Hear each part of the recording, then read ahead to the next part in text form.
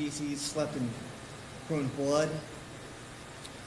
She had been locked up in that bathroom several times overnight.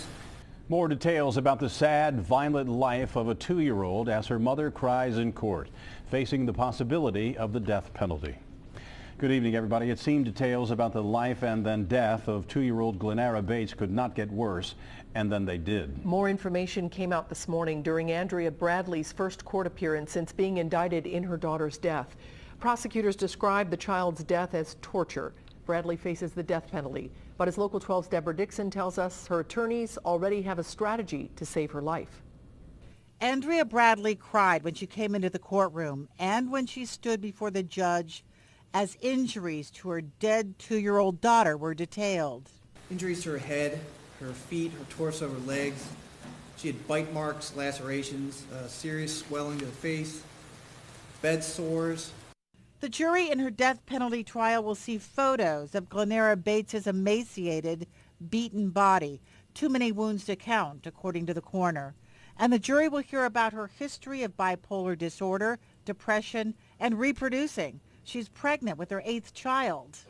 Andrea, what do you have to say? What do you want people to know about you? Andrea Bradley's attorney spoke in her defense.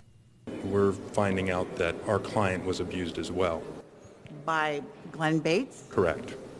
Glenn Bates, the baby's father, he faces the same charge in her death. Welsh says the abuse started when he came into Bradley's life. Abuse wasn't directed at the victim, it was directed at everybody, including my client. Glenn Bates does have domestic violence in his background, according to court records. It happened here in his apartment building on Ridgeway back in 2009. The mother of his son charged him with domestic violence for pulling her by her hair and pushing her to the ground. The charges were dropped when she didn't show up for court. I don't believe she should be facing the death penalty. Will a jury buy a battered woman defense when there are allegations of child abuse going back to 2007, before Glenn Bates? Will a jury believe a mother is capable of intentionally killing her own child? That doesn't happen often. There is one woman on Ohio's death row now, Donna Roberts, convicted of helping her lover kill her husband. The last time a woman was executed in Ohio was 1954, 60 years ago in June, back when Ohio used the electric chair. Deborah Dixon, Local 12 News.